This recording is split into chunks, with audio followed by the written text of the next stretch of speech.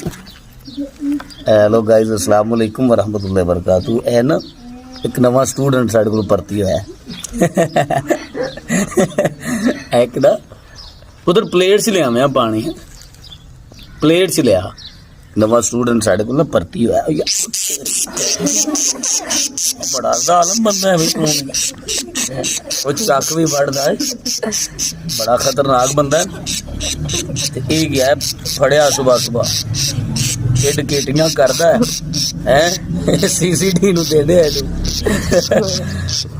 ਇਹ ਨਾ ਸੁਬਾ ਸੁਬਾ ਮਦਰਸੇ 'ਚ ਬੈਠਾ ਇਹਦੇ ਬੱਚਿਆਂ ਫੜ ਲਿਆ, ਇਹਨੂੰ ਪਾਣੀ ਸ਼ਾਣੀ ਪਿਆ ਕੇ ਤੈਨੂੰ ਆਜ਼ਾਦ ਕਰਨਾ, ਇਹਨੂੰ ਪਿੰਜਰੇ 'ਚ ਨਹੀਂ ਰੱਖਣਾ, ਆਜ਼ਾਦ ਹੈ ਤੇ ਆਜ਼ਾਦ ਹੀ ਇਹਨੂੰ ਕਰਾਂਗੇ। ਲਿਆ ਪੁੱਤਰ ਜਲਦੀ ਲਿਆ।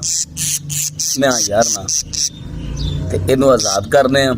ਅਗਰ ਤੁਸੀਂ ਵੀ ਕੋਈ ਪਰਿੰਦਾ ਪੜੋ ਨਾ, ਪਰਿੰਦਾ ਜਿਹੜਾ ਉਹ ਆਜ਼ਾਦ ਹੀ ਸੋਹਣਾ ਲੱਗਦਾ, ਆਜ਼ਾਦ ਹੀ ਖੂਬਸੂਰਤ ਲੱਗਦਾ ਹੈ।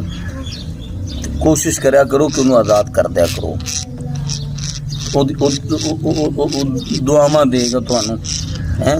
परिंदा कोई भी पढ़ो परिंदा, क्योंकि अल्लाह ताला ने देखो सानू को अगर कैद रखे, कैद करे तो फिर साढ़े वास्ते चल यार पानी पी ले, ना चक ना पाड़ी यार पानी पी ले, छड़ दे तू, छड़ देना प्लेट, छड़ पानी पी ले, तेन छड़ देंगे चन्न,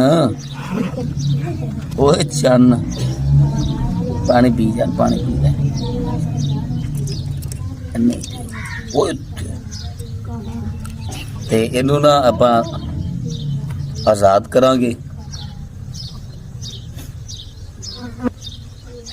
ਅਗਰ ਕੋਈ ਵੀ ਪਰਿੰਦਾ ਪੜੋ ਨਾ, ਚਲ ਜਾਓ ਭਾਈ ਤੁਸੀਂ ਜਾਓ, ਚੱਲ ਕੇ ਪੜੋ, ਉਹਨੂੰ ਆਜ਼ਾਦ ਕਰ ਦਿਆ ਕਰੋ।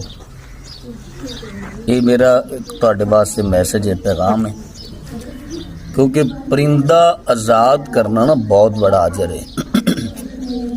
ये अपने साथियों के नाल जाएगा। फॉर एग्जाम्पल एक मिसाल है कि अगर आप ही कैदी हो जाने, अल्लाह ना करे, अल्लाह ना करे, अल्लाह ना करे कोई ऐसा मामला, ऐसा वक्त ना आवे, तो फिर अपने वास्ते कितनी परेशानी का सबब बनता है।